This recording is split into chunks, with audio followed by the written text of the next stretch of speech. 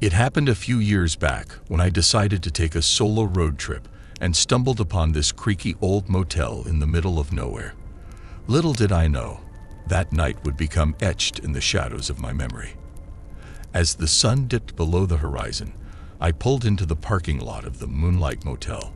It looked straight out of a horror flick, with faded neon lights and a flickering vacancy sign. The kind of place you'd only find in the forgotten stretches of the map. I headed inside to the flickering buzz of a fluorescent light, the ding of the rusty bell announcing my arrival. The old guy behind the counter, George, I think his name was, gave me a toothless grin as he handed over a brass key with a worn-out tag that read Room 13. I chuckled at the cliché, thinking it was all in good fun. The motel had that distinct musty smell, like time had forgotten to air the place out. The narrow hallway led me to my room, and as I unlocked the door, a chill ran down my spine. The air inside felt heavy, like a weight pressing against my chest. I shrugged it off, blaming it on the worn-out carpet and dated decor. The room itself was something out of the 70s, floral wallpaper peeling at the edges, and a moth-eaten armchair in the corner. I tossed my bags on the bed and decided to explore the town. Little did I know, that night would be the beginning of a haunting melody. As I wandered through the eerily quiet streets, I stumbled upon an old record store. The place looked abandoned, but the creaky door swung open with a spine-chilling screech as I pushed it. Dust-covered vinyl records lined the shelves, relics of a time long gone. Something about the place drew me in, and I found myself sifting through the forgotten tunes. The owner, an old man with a hunchback, emerged from the shadows. He had this eerie vibe, like he knew something you didn't. Without saying a word, he handed me a vinyl, his wrinkled fingers tracing the words Room 13 on the cover. The cover art depicted an old motel, the same as the one I was staying in. Intrigued, I decided to buy it, thinking it'd make for a quirky souvenir. Little did I know, that record would become the haunting melody of the night. As I returned to Room 13, the air felt denser, the silence more pronounced. I placed the record on the dusty turntable, and the needle crackled to life. A haunting melody filled the room, a mix of mournful strings and distant whispers. It sent shivers down my spine, but there was a strange beauty to it. As the last note echoed, a sudden chill enveloped the room. The lights flickered, and a shadowy figure appeared in the corner. It had no distinct features, just a silhouette against the dim glow. Panic set in as the figure seemed to sway with the haunting melody, its movements synchronized with the ghostly notes. "Who are you?" I stammered, my voice barely audible over the haunting tune. The figure didn't respond. It just continued its spectral dance. Fear gripped me as I fumbled to turn off the record player, the melody now a twisted symphony in my ears. I bolted out of the room, slamming the door behind me. The corridor was now eerily quiet, the motel seemingly frozen in time. I stumbled down the hallway, heart pounding, until I reached the front desk. George was gone, the reception deserted. I called out, but my voice echoed through the empty lobby. It felt like the motel had swallowed me whole, and I was trapped in a nightmare. Determined to escape the surreal nightmare, I sprinted to my car. As the engine roared to life, I glanced back at the motel. Room 13's window flickered with a dim light, the haunting melody still lingering in the air. I sped away, leaving the Moonlight Motel in the rearview mirror. The town vanished in the darkness, and as the haunting melody faded, I couldn't shake the feeling that Room 13 held secrets beyond the reach of reality. To this day, that haunting melody lingers in my dreams, a spectral reminder of a night when the line between the living and the unknown blurred into a surreal symphony. Room 13 and its ghostly dance became a chapter in my life, a tale I share cautiously, for fear that the haunting melody might still find its way into the silence of the night.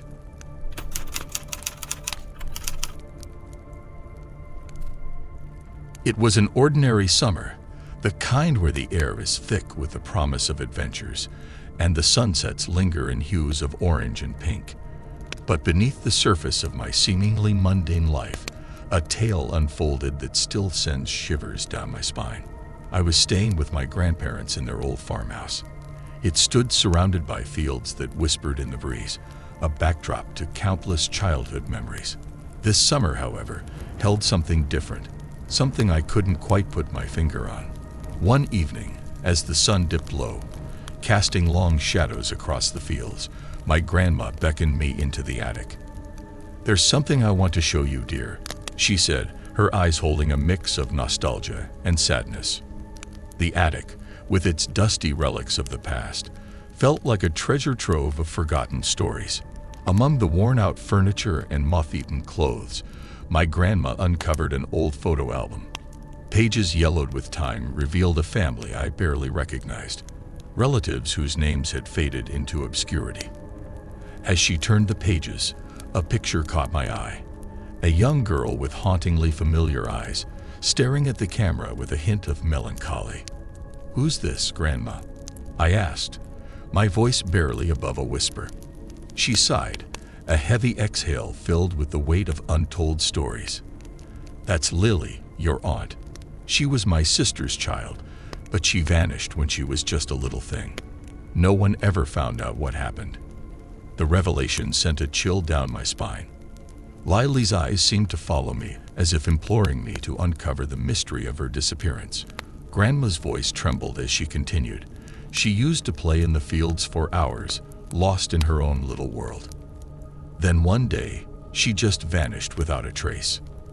That night, I lay in bed, the image of Lily's face etched into my mind. Sleep eluded me as the wind whispered through the open window, carrying with it an eerie lullaby. It felt like the fields held a secret, and Lily was waiting for someone to uncover it. The following days, I found myself drawn to the fields, the tall grass brushing against my legs as I ventured deeper. The air felt charged with an energy I couldn't explain. One afternoon, as the sun hung low, casting long shadows just like in the old photograph, I heard a faint laughter, a child's laughter. My heart raced as I followed the sound, weaving through the maze of golden fields. And there, standing in a patch of sunlight, was Lily, a spectral figure bathed in a warm glow. "You came," she said, her voice a whisper carried by the wind. I stumbled backward, my mind grappling with the impossibility of the scene before me. "Lily, is it really you?" I stammered, my voice quivering. She nodded, a sad smile playing on her lips. "I've been waiting for someone to find me. It's so lonely here." Questions tumbled from my lips as Lily recounted the day she disappeared, a day lost in the folds of time. She had followed the melody of a distant song, a tune only she could hear. The fields had swallowed her whole, and she found herself in a world between worlds, a place forgotten by time. "I never grew up. I'm stuck in the memories of that day," Lily explained, her eyes holding a sadness that transcended the years. I watched the world change, but I remained frozen. Determination ignited within me. I couldn't leave Lily trapped in the limbo of the fields. Together, we retraced her steps, following the echo of the long-forgotten melody. As we reached the heart of the fields, a soft glow enveloped us, and Lily's form seemed to shimmer. "I can feel it," she whispered. "It's time to move on." And just like that, with the last strains of the haunting melody, Lily faded away, leaving behind only the rustling leaves and the golden fields. When I returned to the farmhouse, I found my grandma in the attic, staring at the old photograph. Her eyes were filled with a mix of sorrow and relief. "She's gone, isn't she?" she said, more a statement than a question. I nodded, unable to find words. Lily was finally free, her spirit released from the grip of the fields. Grandma placed a gentle hand on my shoulder, a silent acknowledgement of the bond we now shared, a connection forged by the mystery that had haunted our family for years. As the summer days unfolded, the farmhouse seemed to sigh with a newfound peace. The fields, once a silent witness to a forgotten tale, now whispered with the breeze, carrying Lily's laughter into the open air. And so, the ordinary summer became extraordinary, a chapter in the family history rewritten by the winds of change. The haunting melody that once lingered in the shadows had found its resolution, leaving behind a legacy of healing and closure. Lily's spirit, freed from the timeless fields, had become a gentle breeze, a guardian of the golden memories that now danced in the sunlight.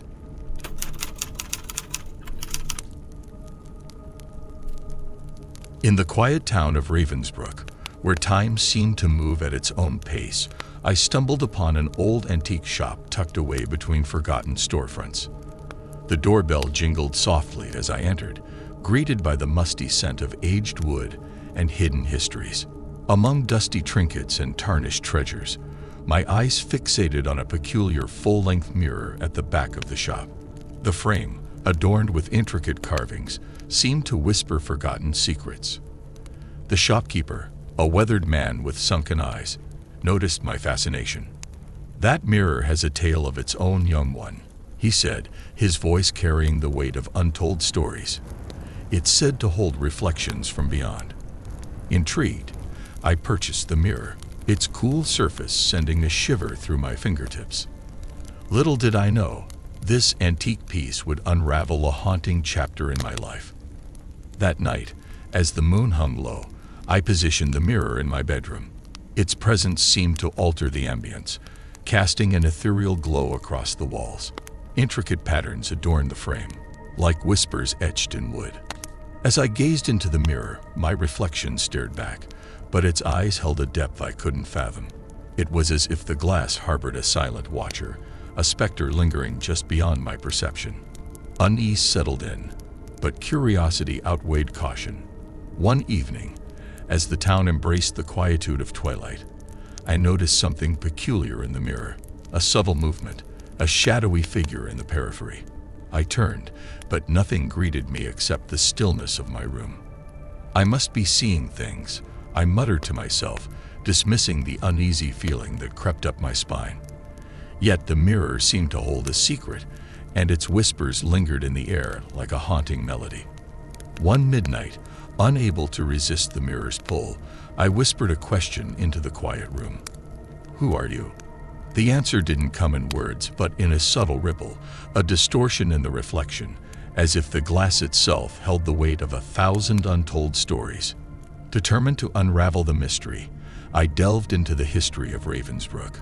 The town's archives spoke of a tragic incident, a fire that claimed an entire block decades ago. Among the lost souls was a young woman named Eliza, her life snuffed out before its time. The pieces began to align. The mirror, a relic from a bygone era, seemed to carry echoes of Eliza's essence.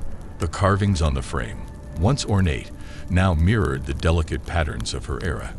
I was entangled in a spectral dance with the past. One night, as the clock ticked towards the witching hour, I dared to ask, "Eliza, is that you?" The room held its breath as the mirror shimmered with an ethereal glow. A soft whisper, like a breeze through forgotten corridors, replied, "Yes." As the connection deepened, the mirror's whispers evolved into vivid visions. I glimpsed Eliza's life, a time of elegance and tragedy. Her laughter echoed in the background as the mirror unfolded the tapestry of her existence. But with each passing night, the room seemed to grow colder, the mirror's glow dimming. Eliza's whispers turned melancholic, and her spectral figure appeared weary. I sensed a lingering pain, a longing that transcended the boundaries of the supernatural. One fateful night, as the mirror's whispers reached a crescendo, Eliza's figure wavered, and her voice, a soft lament, filled the room. "Release me," she implored, the words carrying the weight of a century-long plea. A surge of empathy overwhelmed me, and I understood. The mirror, a conduit between worlds, held Eliza captive. Determined to free her from the spectral chains, I sought guidance from an elderly town historian. "You've awakened a lost spirit," he said, his eyes reflecting a mixture of awe and concern. "To release her, you must sever the connection." With trepidation, I dismantled the mirror from its place in my room. The carvings, once intricate, now felt like a map of Eliza's sorrow. As I removed the last piece, a soft wind enveloped the room, and Elisa's figure flickered, like a candle on the verge of extinguishing. "I'll never forget you," I whispered, a tear tracing a path down my cheek. And with that, the mirror, now an artifact of the past, became dormant. As dawn painted the sky in hues of rose and gold, Ravensbrück embraced a newfound tranquility. The mirror, stripped of its spectral burden, became a mere reflection of the room. The town resumed its quiet existence, unaware of the otherworldly tale that unfolded within its midst. The antique shop continued to stand, its doorbell jingling softly as visitors entered, oblivious to the mirror's whispers that once echoed through the night.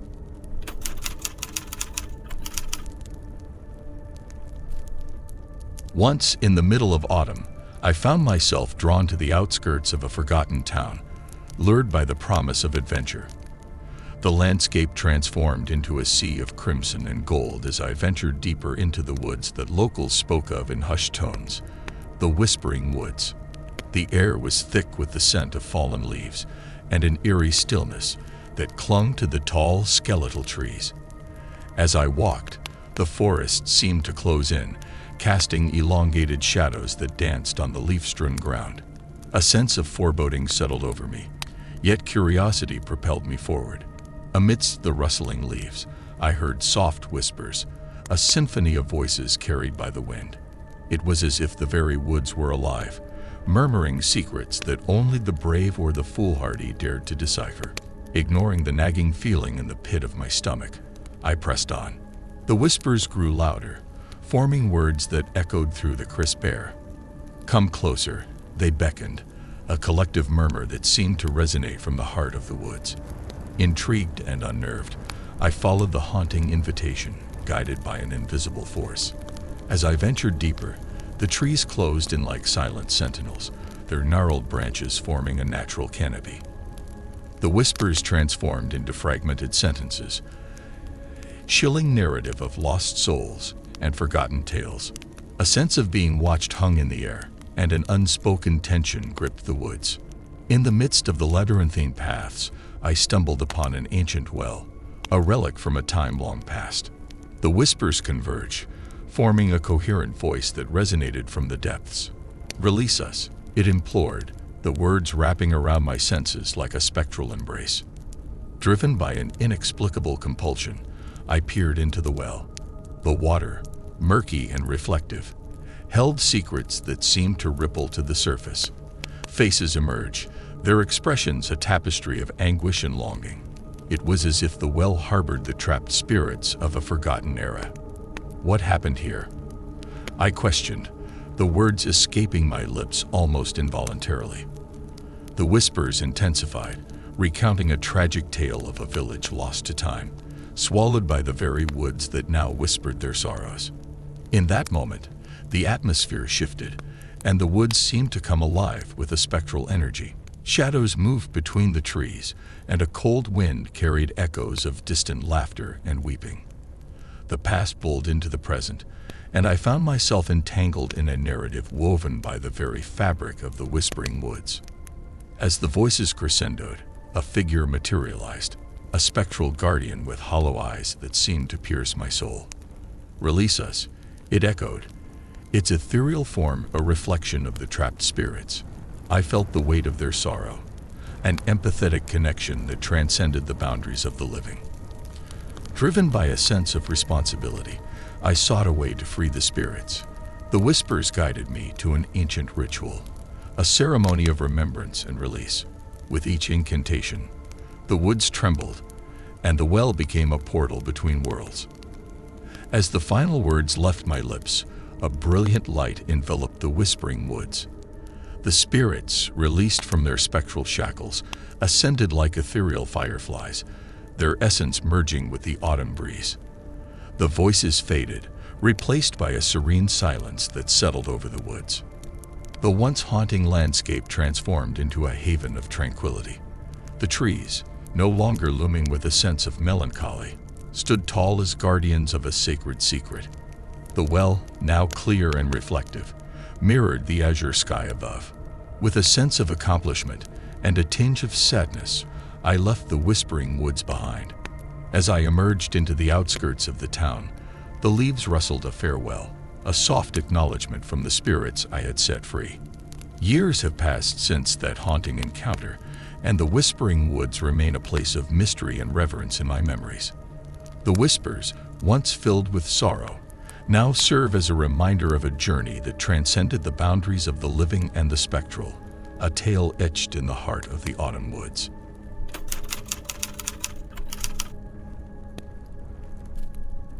In the heart of the town, shadowed by looming trees, stood the ominous remnants of the Oak Ridge Asylum, an edifice to nightmares that whispered tales of forgotten screams.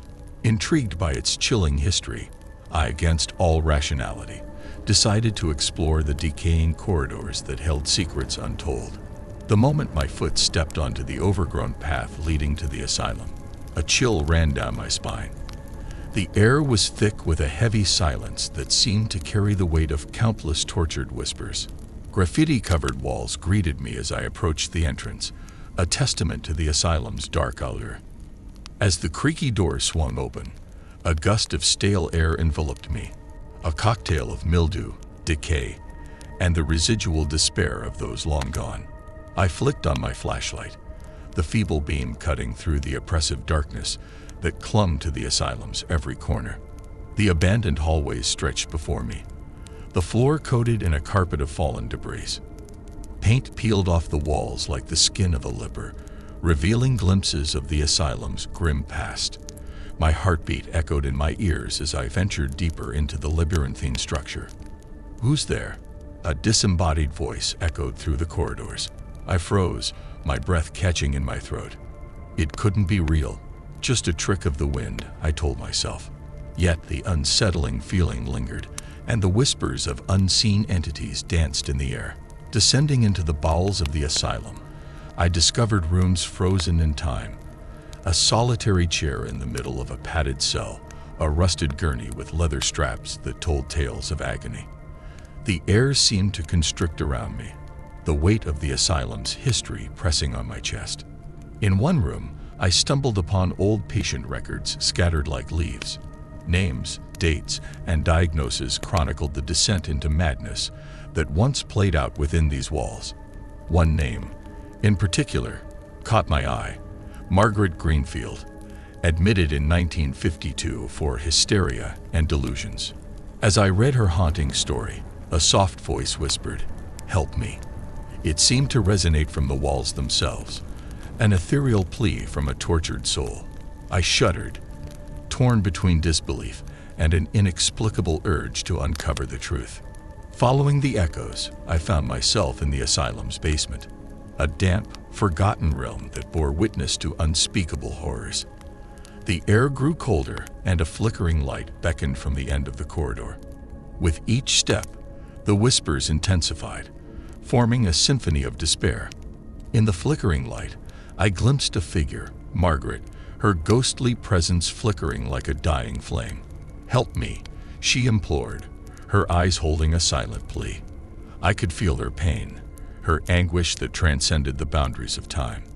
Driven by a mixture of dread and compassion, I searched for clues to Margaret's tragic end. In a forgotten storage room, I discovered a collection of old photographs. One image sent shivers down my spine, an asylum staff photo from 1953. There she was, Margaret, her eyes hollow, surrounded by indifferent faces. I ventured back into the basement, determined to set Margaret free. The whispers guided me to a hidden room, its door concealed behind layers of decay. As I pushed it open, the air seemed to change, as if the very fabric of the asylum held its breath.